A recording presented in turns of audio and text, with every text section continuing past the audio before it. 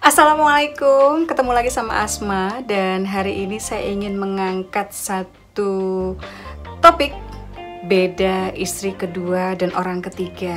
Dan ini salah satu bagian yang buat saya menarik perhatian dan saat saya menyusun buku Istri Kedua yang sinetronnya tayang di SCTV setiap malam pukul 21.40 ketika video ini tayang. Saya melemparkan pertanyaan kepada teman-teman Asmanadians di fanpage di Facebook Asmanadia. Apa sih menurut netizen gitu ya, bedanya jika ada antara istri kedua dan orang ketiga? Dan jawabannya ternyata lebih menarik dari yang saya perkirakan gitu.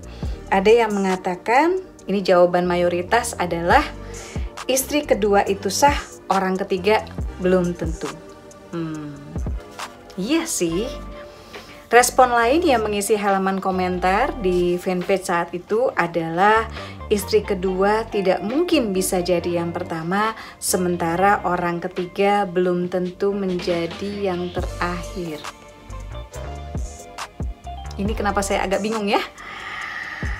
Respon yang lain adalah, yang ini agak sadis ya. Ada yang menjawab, saya kutip plek kalau di bukunya ya, sesuai dengan cara dia menulis, istri kedua adalah yang sah, orang ketiga adalah, ini katanya ya, syaiton yang terkutuk. Ini saya kutip persis dengan jumlah huruf O yang tercantum. Ada lagi yang mengatakan, Mbak Asma, istri kedua jelas perempuan, sementara orang ketiga bisa juga laki-laki. Ini berdasarkan gender ya. Adakah jawaban-jawaban lain yang membedakan antara istri kedua dan orang ketiga? Ada yang menegaskan gak ada bedanya Mbak Asma, sama aja, sama-sama menyakiti istri yang pertama. Lalu ada juga yang setuju ya, tidak ada bedanya antara istri kedua dan orang ketiga sebab keduanya sama-sama tidak mengerti betapa mereka sudah menyakiti hati pasangan yang sah. Sebuah jawaban yang telak tetapi juga less emosional ya, tidak terlalu emosi.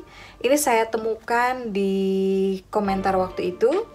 Orang ketiga sudah pasti pelakor, istri kedua belum tentu pelakor karena tidak semua istri kedua merebut suami perempuan lain.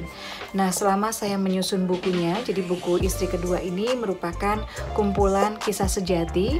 Kalau teman-teman sempat menonton Catatan Hati Seorang Istri yang juga diadaptasi ke sinetron ya, waktu itu diperankan oleh Dewi Sandra, bukunya mirip. Jadi sama-sama beranjak dari kisah sejati, sama-sama merupakan kumpulan curhat ya, atau kumpulan cerita pengalaman. Jadi persoalannya real, temanya real, konfliknya real. Kemudian yang saya suka dari menghadirkan buku-buku yang beranjak dari kisah nyata adalah kita selalu bisa belajar tanpa perlu mengalami. Jadi yang saat ini mungkin sedang dalam dilema ya, ada seseorang yang meminta untuk menjadi istri kedua atau ada yang meminta untuk menjadi orang ketiga ya. Mudah-mudahan buku Istri Kedua ini bisa menambah kematangan kita dalam berpikir sebelum kita memutuskan. Karena hal lain yang kapan-kapan juga saya akan bahas di sini ya, kita akan bedah lagi buku Istri Kedua. Keputusan untuk menjadi istri kedua tidak hanya memiliki konsekuensi yang ditanggung oleh si istri kedua, tetapi juga oleh anak-anaknya kelak. Dan itu sampai pada titik yang tidak terbayangkan. Saya nangis ketika saya menyusun buku Istri Kedua ini ya.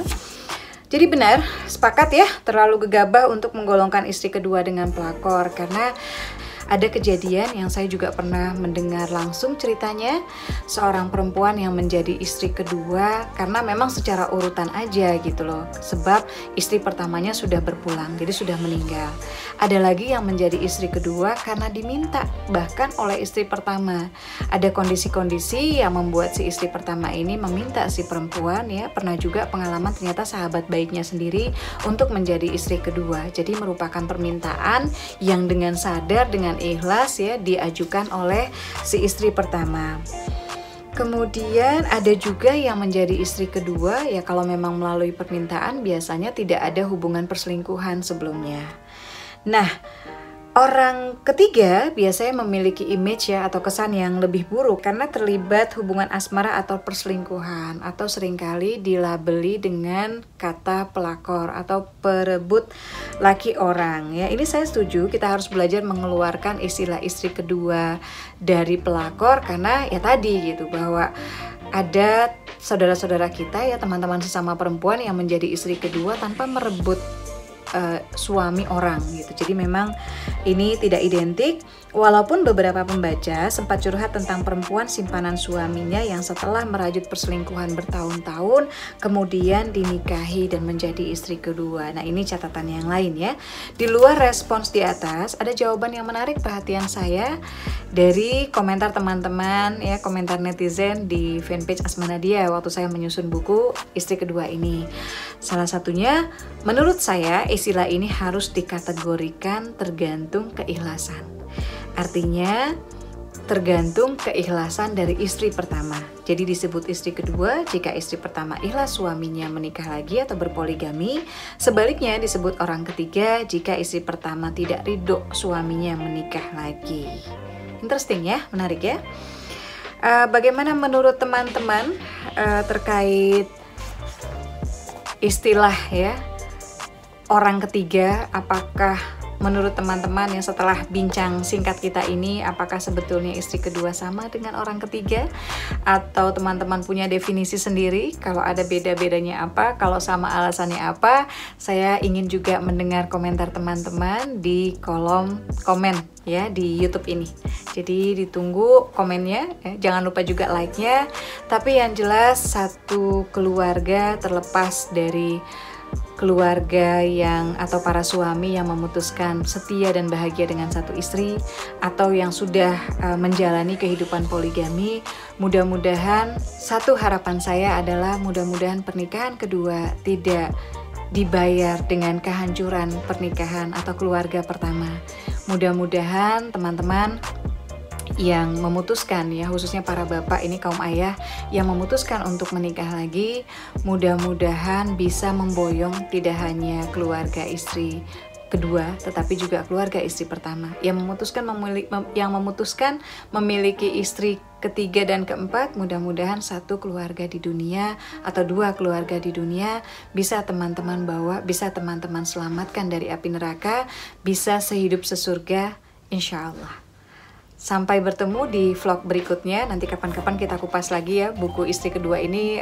Banyak banget hal-hal yang buat saya menarik ya. Jadi tidak seperti bayangan banyak orang, menarik dan menyentuh gitu. Bahkan ada cerita-cerita yang juga dibahas di sini, bagaimana seseorang yang tidak memiliki, seorang istri yang tidak memiliki anak ya, yang divonis mandul. Apakah kemudian poligami menjadi jalan ya bagi sang suami? Jawabannya bagaimana? Ada di buku Istri Kedua. By the way, buku ini saya susun bersama suami Isa Alamsyah. Tujuannya adalah semoga bisa mewakili banyak sudut pandang, termasuk sudut pandang para suami yang melakukan poligami ya. Kalau ada bahagianya bagaimana, adakah kerepotannya seperti apa. Jadi selamat menikmati Istri Kedua bukunya ataupun sinetronnya di SCTV setiap pukul 21.30 malam. Jangan lupa like, komen, dan yang belum subscribe. Assalamualaikum.